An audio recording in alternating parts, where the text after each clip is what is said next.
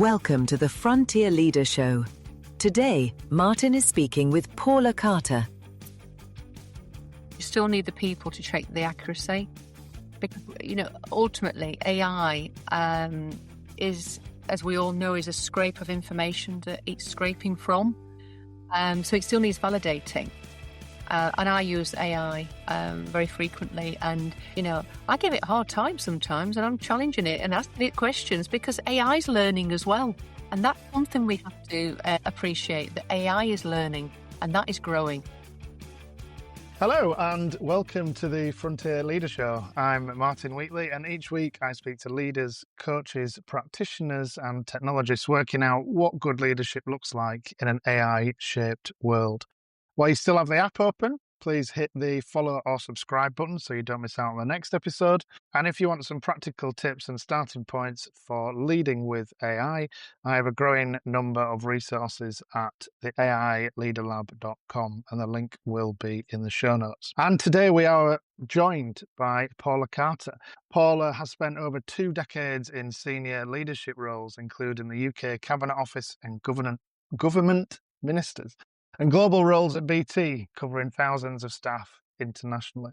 Paula is now the founder of Inicio Success Limited and partners with leaders to deliver sustainable, people-centered change at scale, with a strong focus on culture, leadership capability and long-term performance, all things that are very, very important with all these technological changes. So, Paula, without further ado, welcome to the show. Well, thank you. Thank you for your invite. I'm looking forward to this. So thank you. Yeah, no, the work that you do is more important now than I think than ever, because of the fast pace of change and everything like that.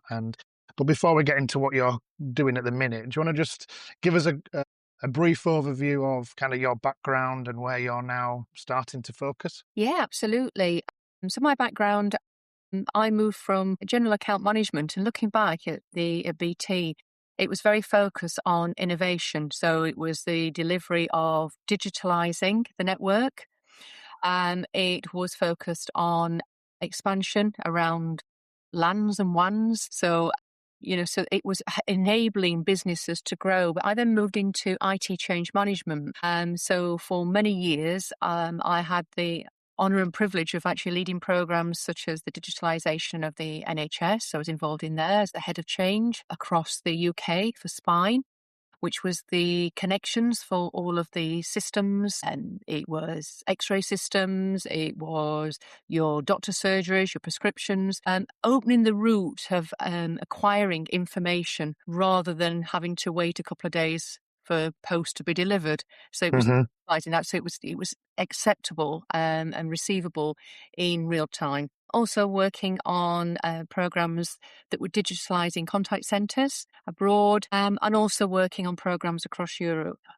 Very similar to as well, the drivers around digitalisation, innovation. Then I moved into Department for Education and led programs that were involved in on engagement, digitalising school attendance, which was a really interesting project to be part of. And then working in the MOJ, working on change management frameworks, and then into manufacturing. And I started my business a year ago. So all the experience I gained and I've acquired and learning is something now I want to be able to open that up for lots of other businesses, most in the region, nationally and globally. Yeah, fantastic. Yeah, and it's such a wide variety of background, that from NHS frontline all the way through to BT corporate, international. You spanned quite a lot, and you're right. I should have said to begin with, happy birthday for Inicio, because it was May. Was it May 25? Wasn't it? It was, yeah. When I had the launch, the official launch of the business, yes. Yeah. So Thank you. happy birthday to Inicio. Thank you. I know I'm a bit late, but I'll send a card in the post. And cake.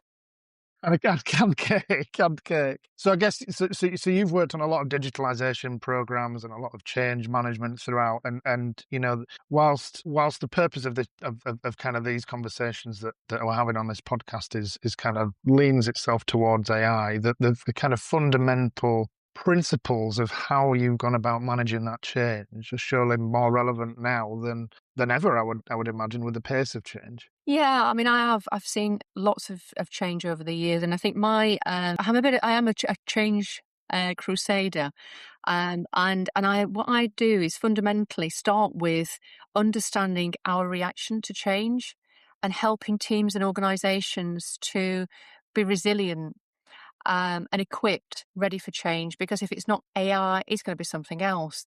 Because the only way that businesses and we do as people grow is to change Hmm. and to embrace it and understand if there's a fear, understand what the fear is, what the underlying concerns are, and also our reactions is. So I help people to understand that before I then go into the practical of, okay, we're ready to deliver this change, and then it's a full end-to-end part of delivery in a practical way. But still embedded and threaded through is the emotional and the people part of it as well. Yeah. So is there a typical kind of roadmap or journey that you take your clients through? Is there something you definitely always start with, or is it varied per client? Well, the different areas that I've worked in, interestingly, is sometimes I've been brought in, it's rarely at the beginning, Hmm. unless I've already worked with them because they appreciate then the value of having change management. And I call it change management. I mean, that's the practitioner's language, but it's someone that will help lead and navigate that Hmm. change in the business. So often I come in where people are finding that they're struggling to trying to drive the delivery. Either it's stalling, it's not really, it's lost its momentum, it's lost its energy. So I've generally come through partway through. But my message to a lot of organisations and businesses is to gain that, I guess, really the capability of delivering change very early on by Hmm. having that awareness session before you move on to the practicals. Definitely benefits. And from the digitalization work that you've done, I mean that's obviously that was a fundamental redesign of Yeah. of the processes end to end. I mean, there's no other way to put it, is it really? I'm assuming would have been very paper based, heavy infrastructure, if you like, to digitalizing that, and I guess a lot of that you can draw parallels now towards we're moving from largely digital to generative agentic AI. How did you approach that with either the NHS when you were doing the digitalization there, or with BT and you were combining teams and working internationally? Is there a kind of a common thread that you kind of worked with? Yeah, absolutely. Is understand your people. Take time to understand your people first. Hmm. Because often when we can be, as humans, we can be focused on the end goal, the delivery of it. But if you haven't got the adoption, then all of that effort to deliver has been wasted. And it's not just a financial part, but it's a credibility as well. People's credibility of being able to deliver. And a lot of this is how we develop trust and confidence in the people that we're leading in change. And sometimes what I have found is where people are leading change, there is a bias, and it could be that they don't agree with it. But what I do is I work with those individuals to say it's okay to have that bias. Hmm. That's your own personal opinion. What you have to do is there is a responsibility of leading people and understanding what theirs are and work through it together. Yeah, yeah, Um, and it sounds like a soft skill, but it's a really essential part of delivery. It really is. And I've seen it when it's not worked well, and I've seen it when it's worked well. And it's fantastic because it not only supports sustainability because of through adoption, but it's also helped to open a mindset that supports continual improvement and helps them be prepared for the next change that's coming. yeah. Have you got an example you can share with us of where you've gone into a business or a team or department, whatever, and how you've been able to essentially put what you've just said there into practice in terms of how you've kind of turned around the change direction of an initiative. Absolutely. So there was, it was in the government, and it was around digitalising school attendance. Hmm. So I guess really there'll be different memories for this audience. Somewhere it was, I don't think we'll go far back as writing it on a slate with chalk and the attendance, but I think it certainly was, from what I can remember, is a register. And always being the eager one to go and take the register to the office because you got out of the classroom. But they use tablets now and they record it. But a lot of the the schools that then download the data is when it's actually downloaded to local authorities who, I may add, support the schools with the attendance, there is a lag of 6 months. So this new fundamental change was to digitalise school attendance so that the data could be received in as close as real time as possible. Now, bear in mind, there are over 24,000 schools across the UK and 145 local authorities who are completely struggling in terms of resource. And there's lots of constraints around there. And because, particularly after COVID, there was an increase of, and there still is, of lots of children that are missing from the system. And what better way to target focus by having data in as close as you possibly can within real time. And we're talking, 24 hours? It's run overnight. And so 12 to 24 hours to then be able to analyse that data. And with the teams that you have, particularly in the local authorities and within the schools, can have a targeted approach that's more effective and more efficient way of working than having to kind of work on, oh, by the way, who did Joe Bloggs not come in today? Or who's dealing with that? You've got it on a system. And it was a form of AI that was used for that because a lot of the schools have different systems. Mm-hmm. And we couldn't go around to all the schools and say, I'm sorry, but your system's antiquated. You can't use it anymore. You've now got to invest in a system that allows centralization of data. So there was a kind of AI that was created, API, that would extract that data. So there was no additional cost to those schools. But there was a fear of sharing data.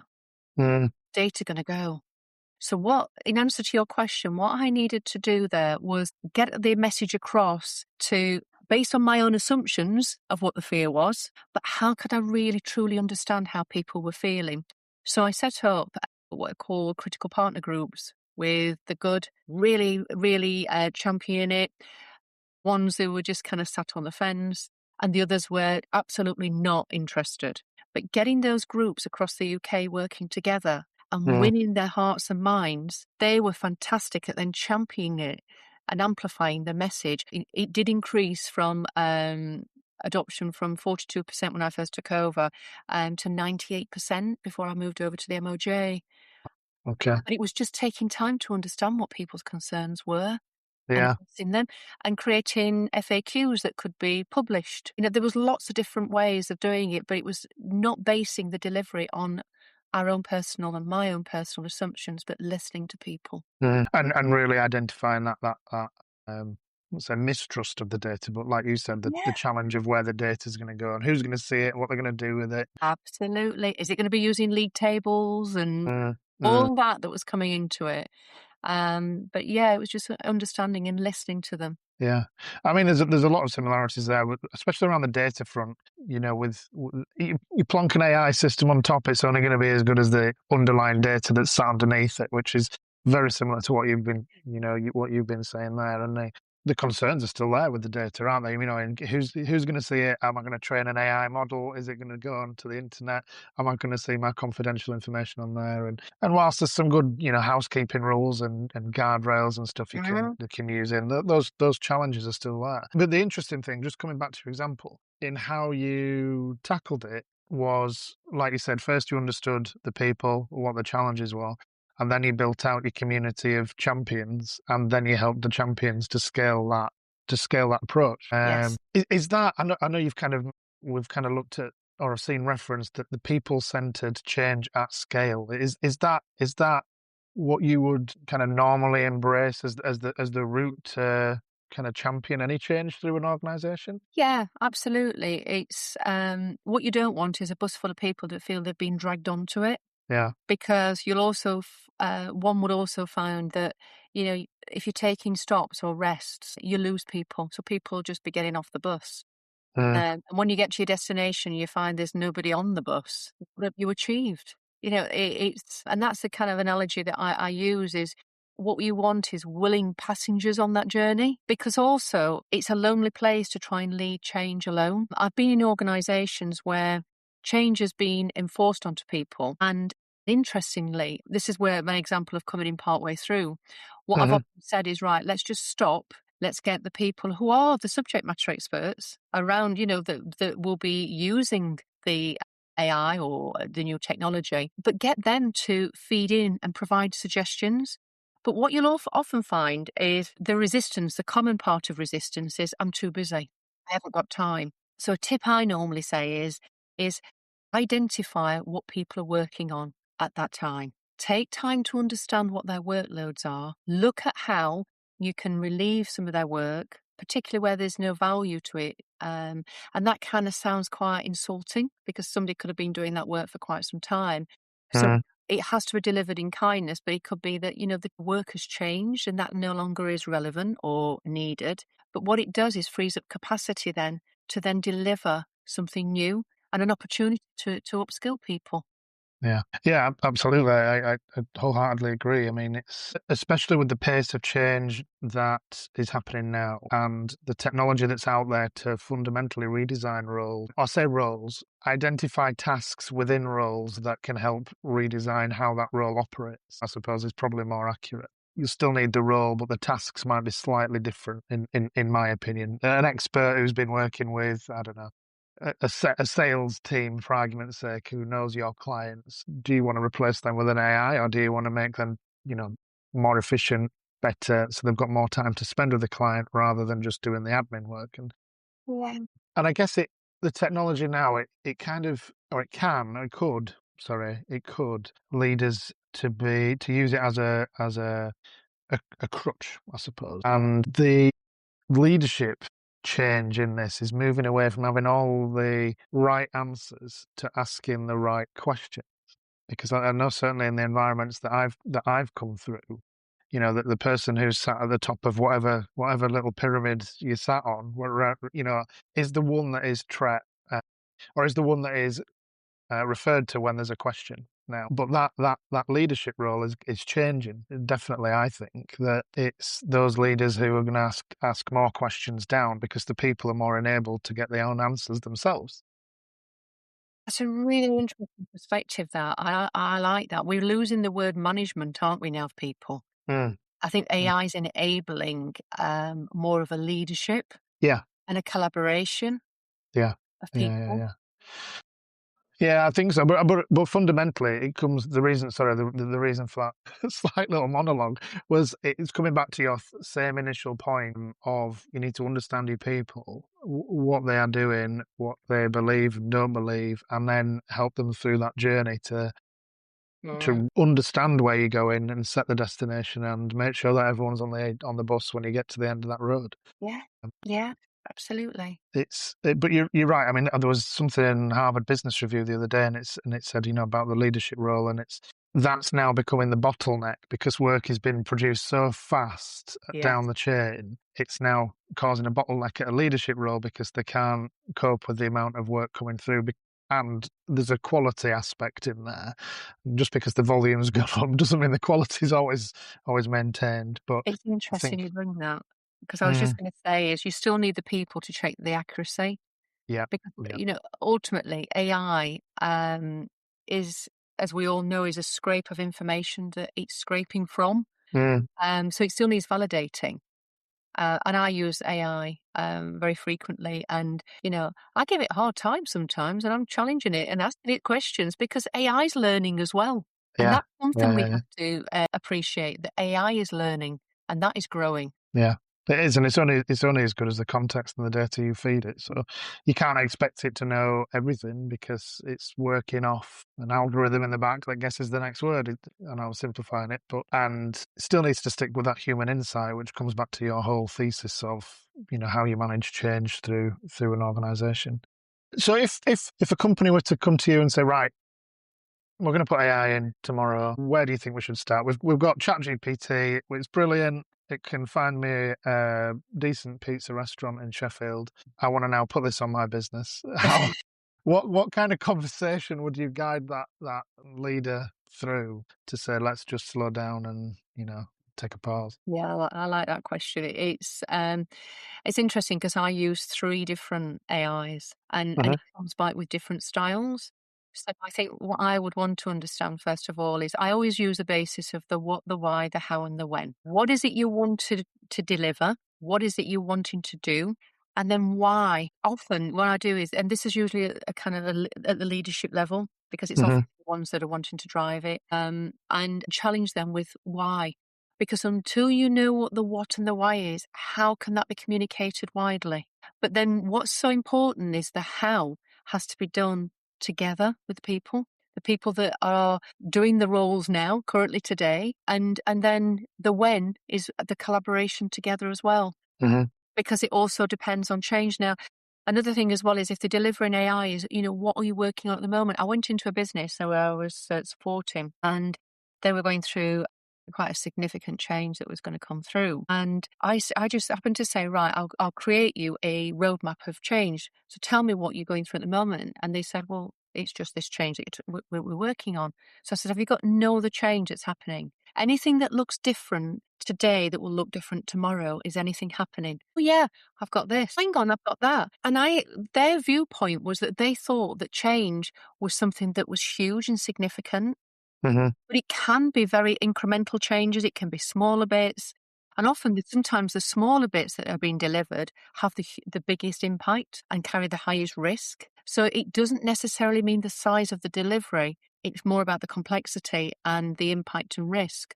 So what I would say to it, in answer to your question, a long way around that, isn't it? But ultimately, what is it you want to deliver and why do you want to deliver it? Are you just wanting to have a new shiny tool and you just, you know, badge yourself as being innovative for the sake of it? Truly understand the value, because you'll only get people on board if they understand that.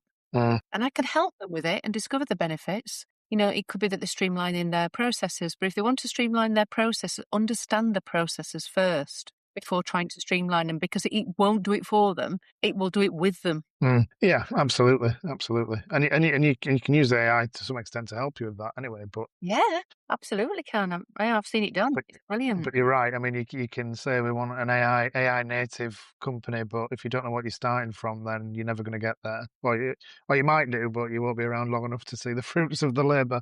Well, it's interesting if it's a company that's just feeling as if they've got a bit of FOMO. Oh, we feel a bit antiquated. Let's get AI Yeah, in. yeah, Okay, but what is it going to do? It's yeah. understanding that.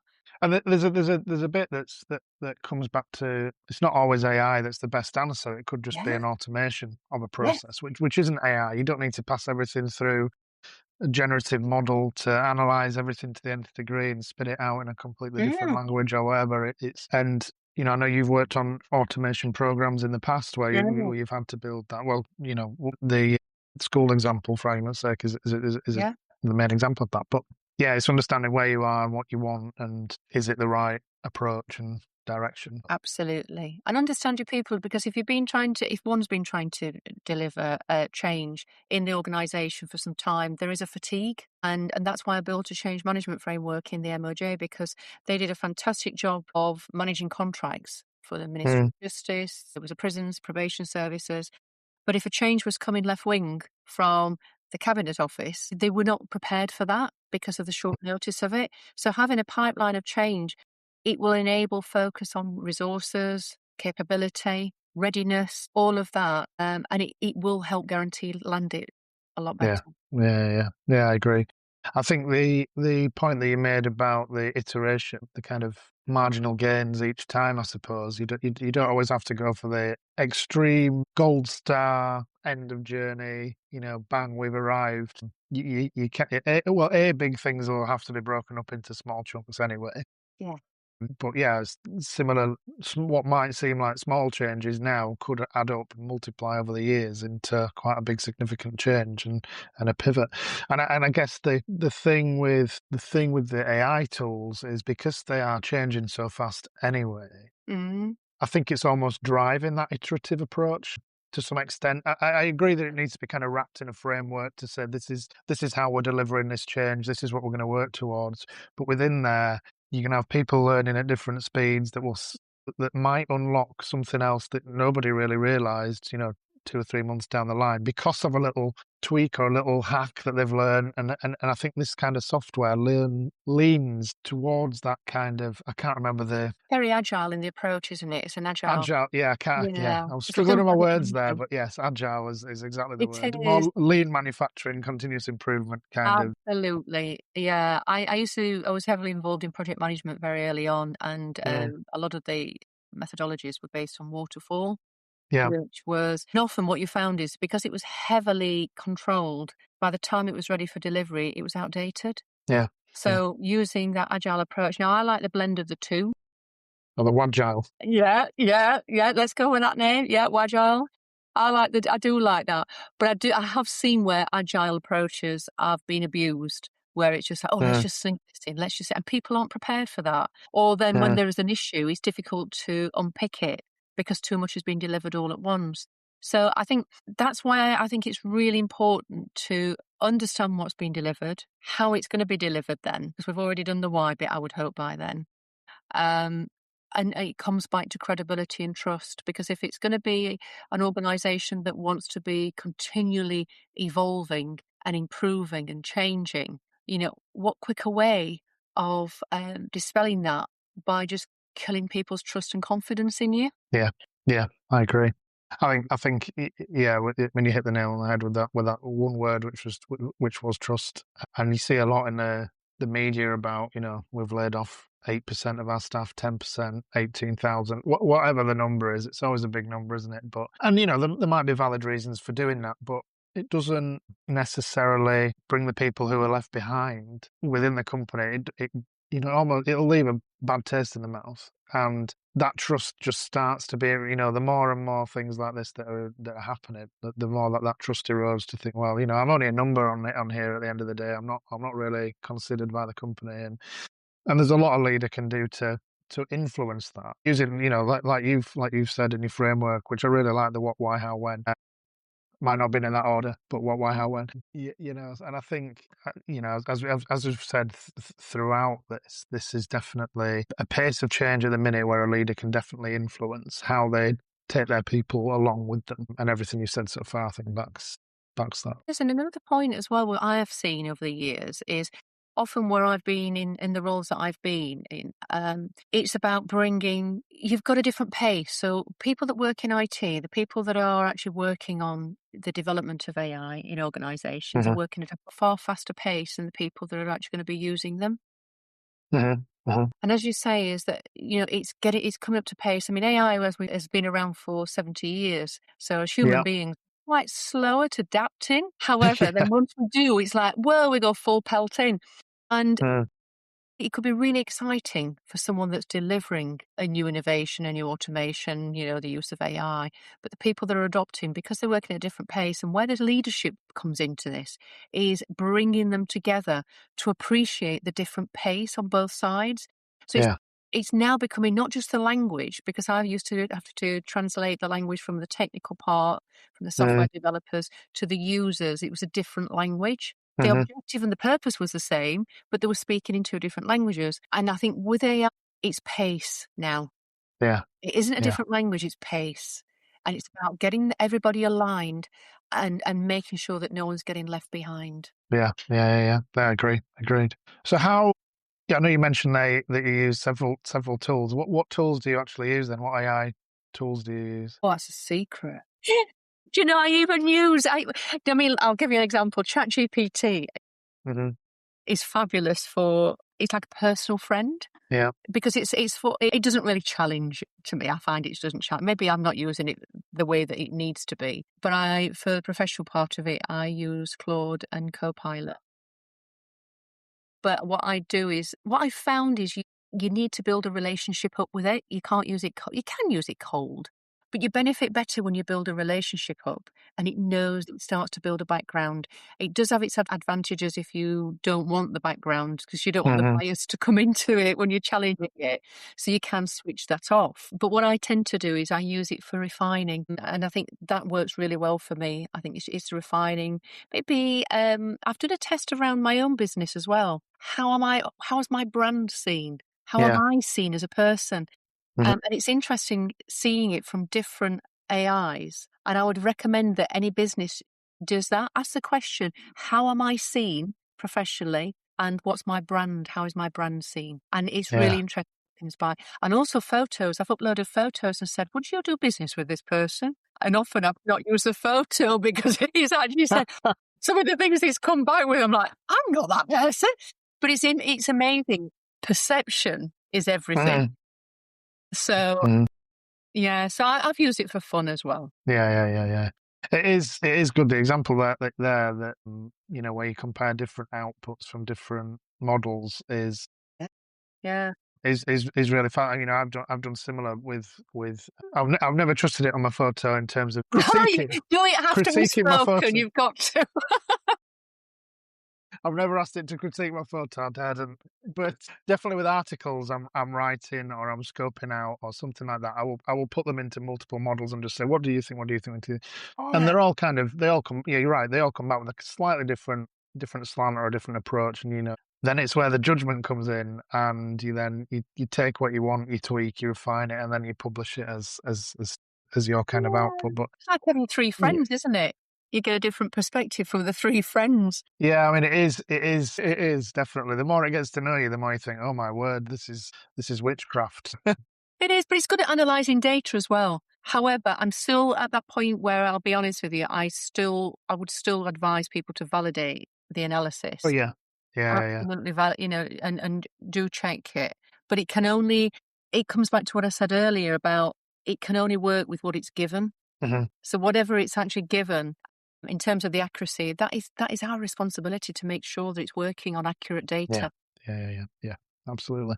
And it does come back to the when I was mentioning about role and tasks. You still need that person to understand the role, to Yeah. understand whether the task that an AI has been plugged onto is creating something that's of value, not Yeah. just spewing out that you've hit your targets this month. You can put your feet up and go on holiday when really you haven't. Or extreme example maybe, Oh but no, I thought I could do that. no. Martin GPT says no. Yeah, there you go. So what is it you're actually working on now then? It sounds quite exciting, but I'll let you explain it. My goodness, it's been a wonderful year. I've worked with an amazing manufacturing company I worked with, and they were rolling out a new system Hmm. to automate quite a lot of the processes. And what I did is I worked with them to understand the processes rather than just uplifting the same, but actually working with it to decide how we could make it more efficient. Hmm. And then, using the tools to then challenge it and see whether they were doable and come up with any other new ones. And Yeah. that was great. And it was bringing people in, and I think and the educational part of it was, people use the people because they're valuable. And I'm Hmm. saying use them, bring them together, let them feel part of it. Another one I worked on is a strategy for a business, for a year, 3 and 5 year strategy. Um, to help them in terms of their direction, and interestingly, what tools they're going to use. So Okay. that was really interesting, and a lot of the start of it was an exploratory exercise of what's out there, what can we use, is it worth it, and again comes back to not just the shiny new tool, but will it bring longevity? And like you rightly said earlier, is if we start with A and B, break it into manageable chunks, is it setting us on that journey? But if we find that there has to be a change of journey, having regular checkpoints to reassess, because if there is a change of direction, you're actually going with it rather than it being lost. And then another significant piece of work that I'm delivering some change on is working with a trust, an amazing trust, and it's delivering new projects. Some of it is automation that's literally ultimately going to benefit the pupils, the young adults, their families and carers in the community. And I feel extremely honoured and privileged to be part of that as well. Mm. Yeah, no, Very no, varied. sound So change very doesn't discriminate. change does not discriminate. No, It does. it's the only constant, isn't it? Change, isn't that what they say? Yeah. That's fantastic. I mean, it is like you said, it's a varied from manufacturing to education it's quite a difference, but exciting times anyway for Inicio and yourself, obviously. I'm So looking forward to yeah. this next year because what the next part of the business that I'm looking at launching, is going into organisations. Well, there's different strands to it. Rather than just going in and leading the change, is Hmm. providing them with a learning program to Hmm. equip their teams to be ready for change. And that could be your comms team, it could be your IT team, it could be a sales team. It's all of them, and knowing when to bring them in, because if you have Hmm. them there at the table on every discussion that you have, it's not a best use of people's time either. Yeah, yeah, But also bringing businesses together for a learning program that will help and share ideas and experiences that they have, because often people feel alone when they're leading change. yeah, But yeah, hearing somebody else say, Oh, do you know what? I've had that experience as well. Rather Mm, than just hearing it from me, they're hearing it from other people and building a network up as well. yeah. Yeah, that's really useful actually. I think you're right. I mean, leading change, you can always, it can almost feel like you're the lone person trying to pull everyone else along or set Yeah. the direction when, everybody has a bad day. You get up and you think, oh my word. Mm. But having that community and the training of the people within the business to support each other and get through that, I think is admirable. Yeah, yeah, very good. Able to help support evolution then as AI continues to grow. Well, yeah, exactly. It needs more and more change professionals, I would think, to manage this, to manage it properly, more effectively, should I say? Maybe not properly, but effectively. Yeah, and confidently. Yeah, good word. Good word. Mhm. Okay. We will just pivot slightly, Yeah. or pivot majorly into the second half of the show, which is the part where I ask for two or three takeaways, things that the listener can take away. And either it could be a book, could be a quote, could be something that you've been pondering on, something that you've thought about, but then you've realised actually isn't quite how you thought, and a bit of a learning experience.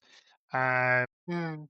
so they can take away with. So, what is your thing number one? It's been a learning journey for me, I think, over the last year. Hmm. Because I'd always been part of organisations. It was always Paula who works at BT, Paula who works at the DFE, Paula who works at Social Work England, Paula who works at the MOJ, AAS. And now it was Paula. Well, it was Paula. So Mm, like understanding who I am and understanding how change impacts me, because I've been through a significant amount of change to actually set up a new business. And what I've learned is to understand the impact it has on me, mm, understand my thresholds, because we're all human beings and we all have thresholds. And I tend to find that if I've got too much change going on at any one time, my brain becomes overloaded and I mhm. struggle. So it's about staging that and having the confidence to say, no, not at this moment in time. Not Yeah. ready for that. However, and I always use the however, not the but. However, which says that it's got a more positive connotation there. But what it has done is I've learned to know who I can pull on in terms of support and help and Mhm. there to champion and help motivate and empower and cheer, all of those kind of words that we need. But what it has done is enabled me then to enrich my offering. Yeah. And I feel more qualified than ever now, I think, from a more of an emotional part than I've ever been. The practical part I've had for 30 odd years. But I think having experienced it firsthand, this significant change, Mm, I feel more equipped now to offer that and support other people. yeah. I mean that it is a big mindset shift, isn't it? Because I'm the same as you. Worked in big organisations before, and you've always got things to do, and you're always pushing forward, and it's go go go.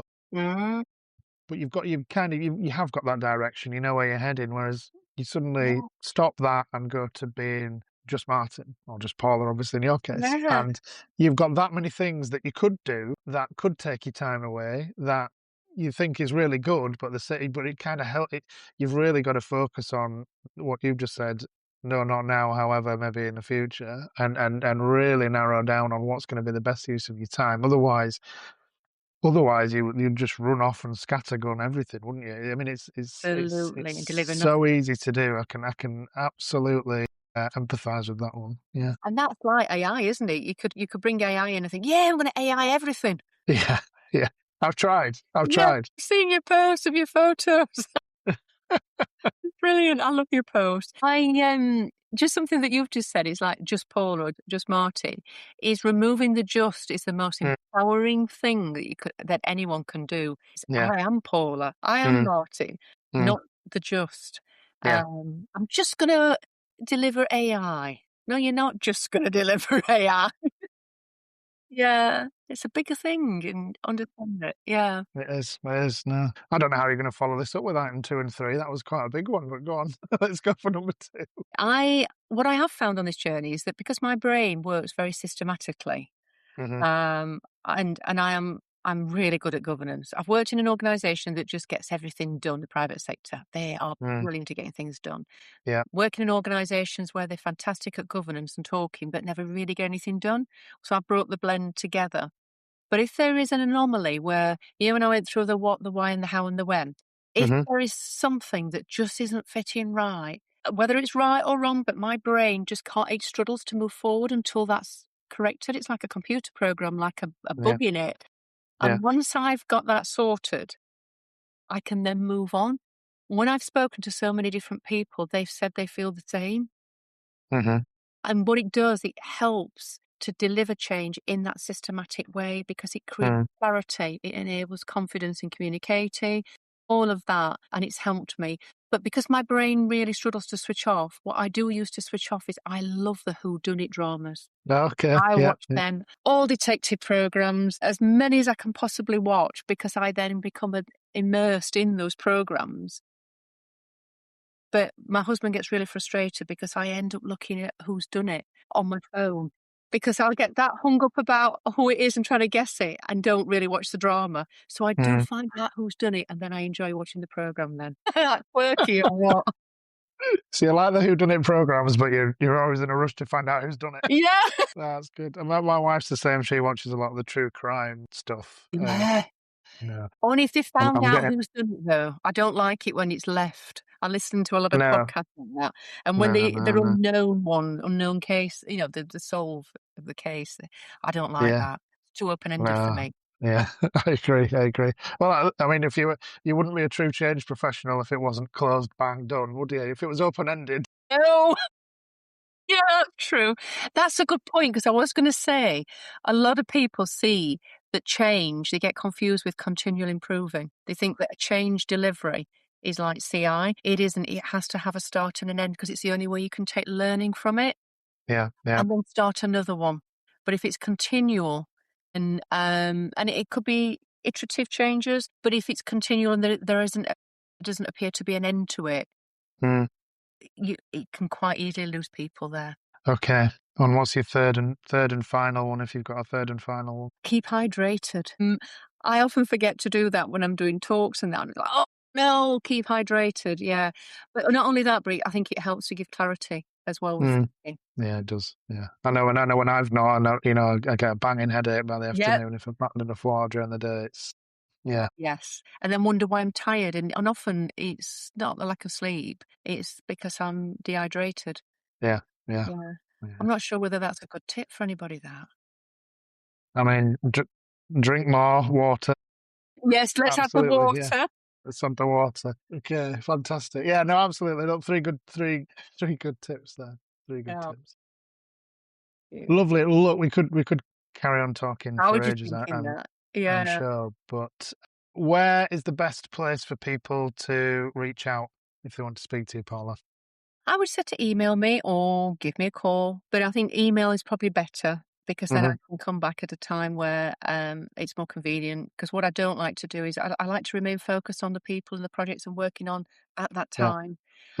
So, and then when anybody's wanting to discuss anything, I'd like to dedicate some time for them. Rather than, just squeezing it in.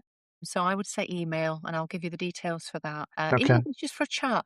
Because something else I also have said that I'm offering is the kind of advisory. If they're stuck in the middle and they don't want somebody to come in and do the change, but they just want someone to give them some additional support. And I can help them with that as well. Yeah. Okay. Absolutely. Yeah. Well, it's been lovely. Great. I really enjoyed this. Good. I'm glad. Thank you for being a part of it. But yeah, absolutely. If anybody is interested in the work that Paula is doing with Inicio Success, please reach out. I will leave all the links to where to contact Paula in the description. This will be on LinkedIn anyway, so it'll be shared on there as well. But yeah, thank you very much for your time, Paula. That has been a very interesting conversation. Thank you. I've really enjoyed it. Thank you. So thank you to Paula there. If you have found this useful, hit follow or subscribe if you haven't already, and a review or a rating does genuinely help out the show, and I do appreciate it. Make sure you reach out to Paula for Inicio Success, or alternatively come to me for the AI Leader Lab. There is a growing number of resources available on the AILeaderLab.com, and the link will be in the show notes there. Everything you need to start thinking about leading with AI in this fast-paced, crazy world. Until next time, thank you very much. Bye-bye for now.